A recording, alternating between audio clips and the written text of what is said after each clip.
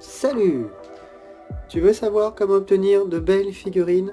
Et si je te disais que cela commence même avant le premier coup de pinceau? Pourquoi? Parce qu'une bonne figurine, c'est d'abord de bonnes bases. Et de bonnes bases, c'est une bonne sous-couche. Tu crois tout savoir sur la sous-couche? Tu risques d'être étonné. Je t'explique comment préparer ta figurine, quelles sont les 3 méthodes pour appliquer ta sous-couche, quelles sont les couleurs à choisir et pourquoi. Tu es prêt? Eh bien, c'est parti!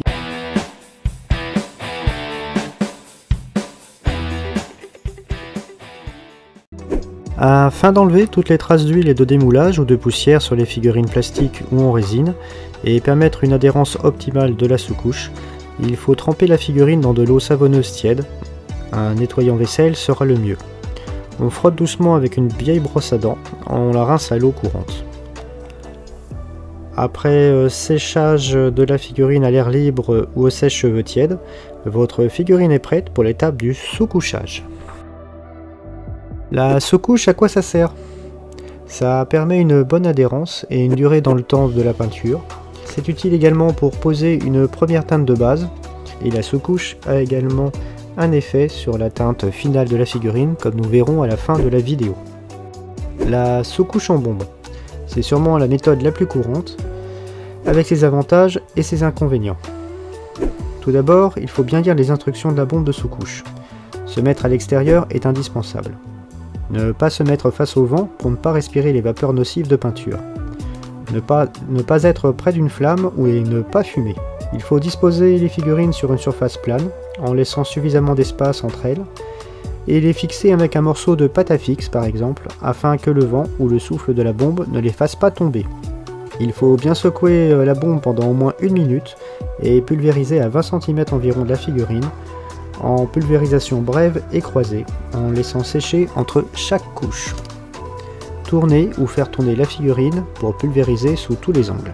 Les points positifs. Si pas d'aérographe, c'est une méthode simple, efficace, relativement économique pour sous-coucher un groupe de figurines. Les bombes existent en de nombreuses couleurs différentes. Les points négatifs. Être en extérieur avec des conditions météorologiques aléatoires. La pluie, le vent, l'humidité, etc. C'est particulièrement compliqué en automne et en hiver. En intérieur, c'est un enfer pour son domicile, sa santé et sa famille, ses animaux. Les bombes sont sensibles aux écarts de température et à l'humidité ambiante.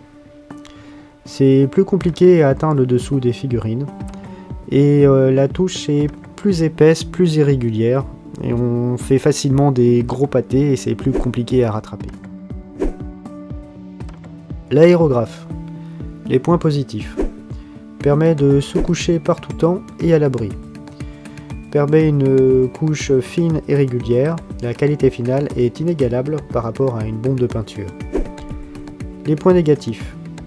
Déjà, le fait de posséder un aérographe et un compresseur. Si c'est uniquement pour passer une sous-couche de temps en temps, évidemment, c'est pas vraiment rentable. Par contre, si tu as l'intention d'apprendre véritablement à te servir de l'aérographe, c'est un investissement sur la durée, ô combien rentable et plaisant. Même remarque que pour la bombe et la qualité de son environnement. Un aménagement et une dépense supplémentaire est souhaitable, sous la forme d'un caisson d'aspiration, d'un masque respiratoire et de gants. Sa santé et son confort, ainsi que celle de sa famille, n'a pas de prix. Le pinceau. Nous avons tous commencé par là. C'est le plus économique, c'est certain. Maintenant, c'est aussi plus long si tu as peint tout un groupe de figurines. La qualité finale est tout juste acceptable. Et tu auras sûrement à attendre suffisamment longtemps pour passer au moins une deuxième couche. Passons à la suite. Quelle couleur de sous-couche choisir? Les teintes les plus courantes sont le gris, le blanc, le noir.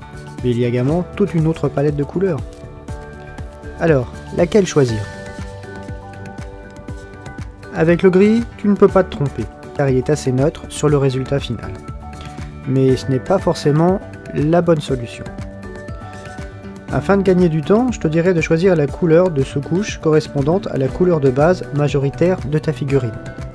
Par exemple, si tu peins un ou des personnages en armure ou en uniforme bleu, Essaye de trouver la teinte ou la bombe de peinture correspondant à ton bleu.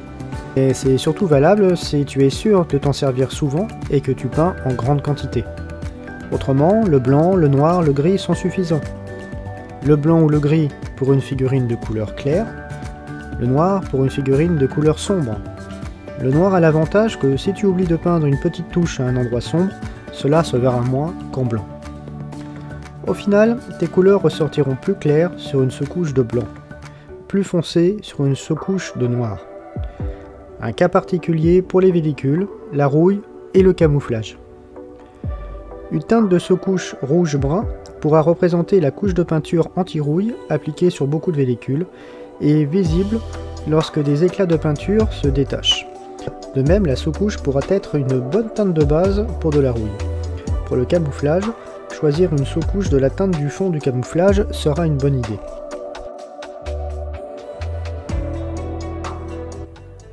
Alors, quelle méthode choisir, me diras-tu? Eh bien, tout dépend de ton utilisation, de la fréquence avec laquelle tu peins, de ton budget et de la qualité finale que tu souhaites atteindre. Je dirais que si tu as 0 de budget et que tu peins très peu dans le mois, reste au pinceau. Si tu as environ une trentaine d'euros de budget et que tu peins plusieurs fois par mois, passe à la bombe.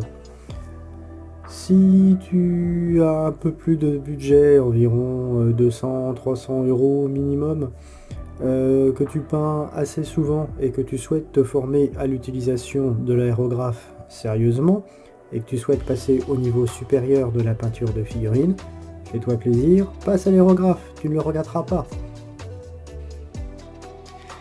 J'espère que cette vidéo t'a plu et qu'elle t'a apporté quelque chose. Dis-moi en commentaire ce que tu aimerais voir la prochaine fois.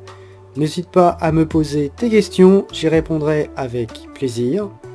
Laisse-moi un pouce, laisse-moi un like, abonne-toi, cela m'aidera grandement. Je te remercie et je te dis à bientôt.